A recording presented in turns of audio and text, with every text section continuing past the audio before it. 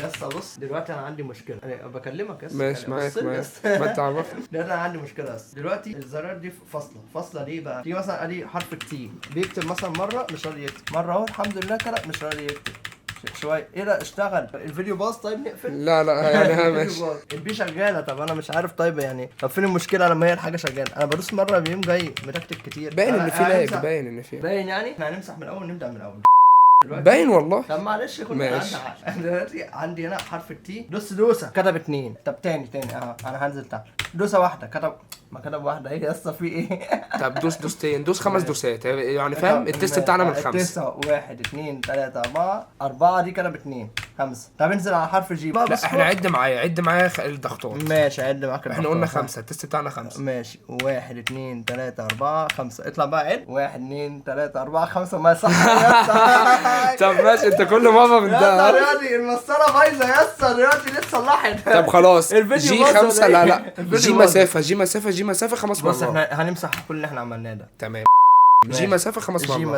جي مسافه بيكتب. لا لسه في اخر جي من غير مسافه ما جاتش. جي مسافه اهي بيكتب برضه. خلاص طب انت دلوقتي انت قلت الثلاثه اللي تحت اللي هم التي والجي. هصور فيديو ليه؟ طب تعالى نكتب رقم 5 انا بيكتب برضه. طيب التي اهي الجي. انا مشكلتي كان في الصف ده كله فاصل بس دلوقتي بيكتب. طب خلاص يعني نقفل بقى الفيديو نقفل وخلاص كأننا بنمسي على الناس. باظ المحتوى. خلاص اقفل يا عم لغايه ما نشوف المشكله. الحمد لله نلعب بقى الماتشين. هنلعب الماتشين. كل ما افتح الكاميرا تشتغل. لا بس دلوقتي بايظ اهو ادي الحروف اهي كتبت يعني. بص كميه الضغطات مفيش اي حاجه بتتعمل. خلاص تمام. فانا دلوقتي بقى عندي بقى مشكله. الصف ده كده كله فاصل بما فيه من المسطره، فاحنا بقى عايزين نحل المشكله دي. ماشي تعالى بقى لسه ما خلصناش. تعالى بقى هنا. فانا هنا بقى ايه اسعار بقى الكيبوردات الميكانيكال بقى حاجه تفتح النفس. 5000 جنيه يا باشا. كوع بقى ايه 5000 جنيه. دلوقتي اول خطوه اعملها ايه؟ هنفك الزراير دي بس عشان افكها واجي اركبها تاني عشان ما تسحبش هصورها زي الفل. نبدا بقى ايه نفك الحاجات دي. عشان افكها المفروض في ليها كليبسات كده معينه بس احنا ممكن نتحايل على الموضوع ده. طبق هحط فيه الحاجه وامسك بقى القلمين اللي انا طلعتهم كل كده يا باشا بتطلع. بس انا بقى ايه على اول زرار. تعالى بقى كده انت. ماشي نجيلكم بقى بعد فك الزراير. اخر زرار. طب هتسالني سؤال احنا ليه فكينا اصلا؟ سيبني انا اتخمن السؤال. خمن. احنا ليه فكينا الزراير دي؟ انت ماشي.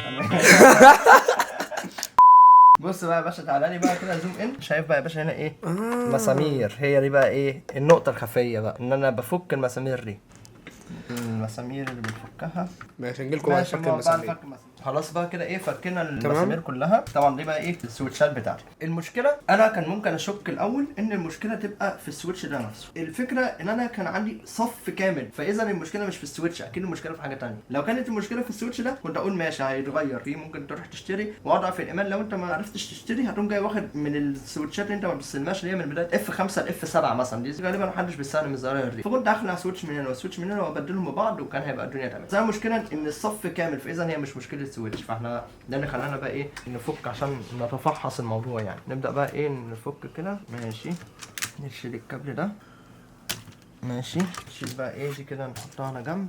بص بقى كده معايا ايه انا نسيت اعد حرف الاتش ده كان من انهي حته يا عم؟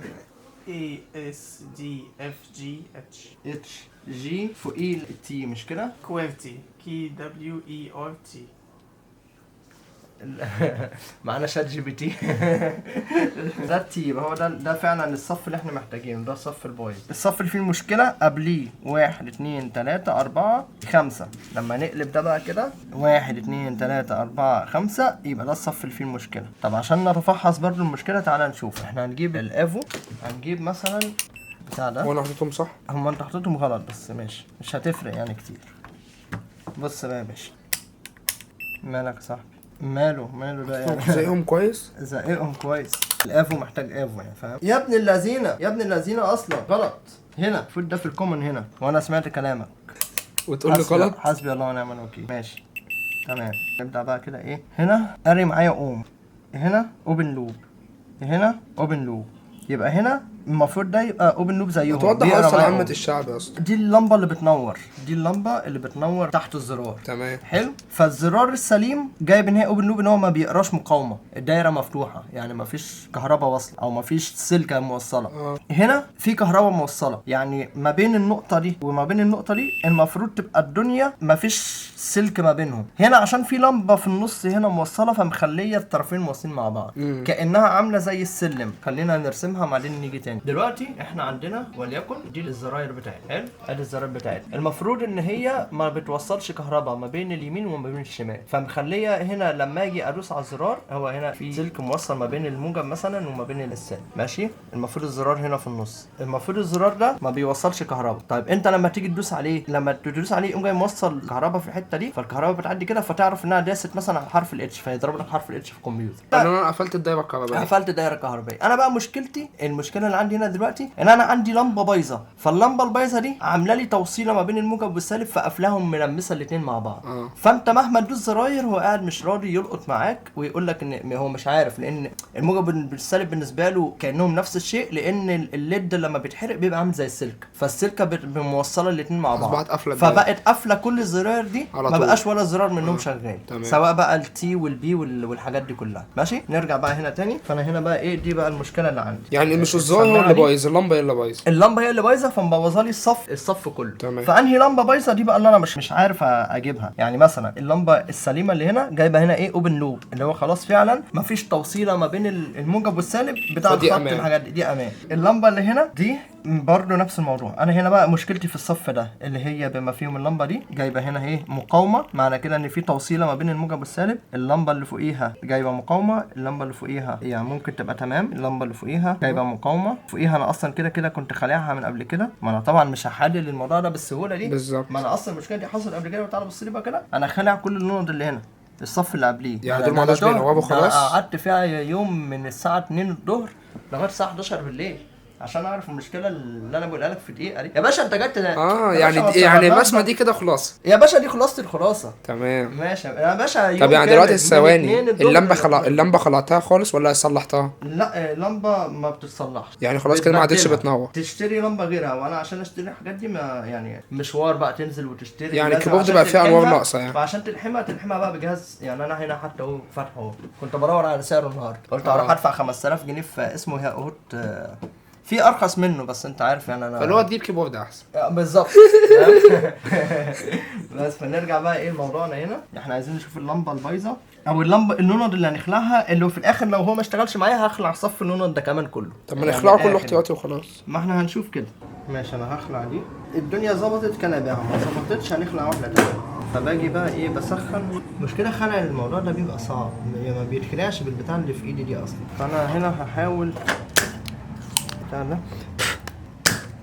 وبالمناسبة الطريقة اللي انا بخلع دي بقى غلط، المفروض تتخلع بالهوت اير يعني، بس انا ما عنديش هوت اير يعني، زي ما شفنا كده تمنه مش معايا، ده رقم 1. ماشي. اجي بعد كده بقى هحاول اسخن وازق، بس هي فعلا تطلعها بيبقى ايه، غلس بالبتاع اللي معايا دي. يعني شايف انا شايف انت تبعد الكاميرا شوية عشان الكاميرا نفسها ما تتأذيش. امان ايه بس يا راجل. ماشي. حطيت الليدايه دي، طبعا الليدايه بتتحرق معايا بالطريقه دي خلاص بتبوظ، هي اصلا الحته دي اتكسرت منها كده خلاص يعني، ما فاهم. تمام خلاص. تمام اهي تمام هي دي تمام كده. تمام. اجرب بقى اقيس تاني. 68 ميجا. هشيل دي كمان.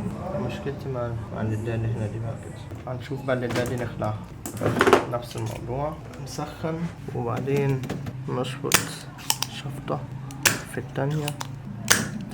فانا بقى لو انا عايز اخلع زرار هفك بقى من دي ودي وازق البتاع البيضه دي، الزرار يدخلها لي من الناحيه الثانيه، اقوم جاي فكك الزرار برده غيره، واقوم ايه ابدل الاثنين ببعض، ارجع الحمهم تاني. نبدا نزق دي كده السيكه. انا شايف انت تبعد الكاميرا عشان ايه، عشان فكها ونرجع لكم.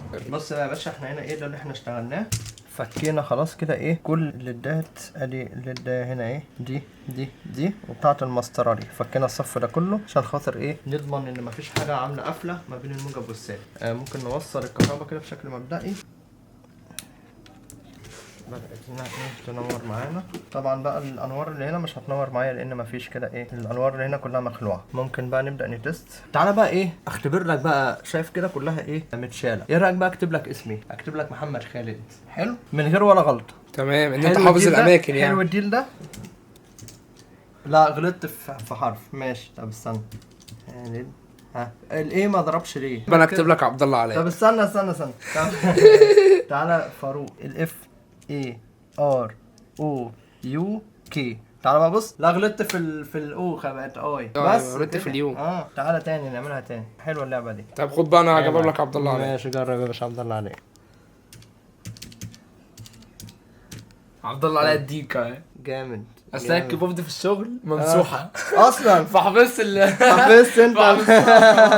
دي مزايا الشغل. جامد. عربي وانجليزي.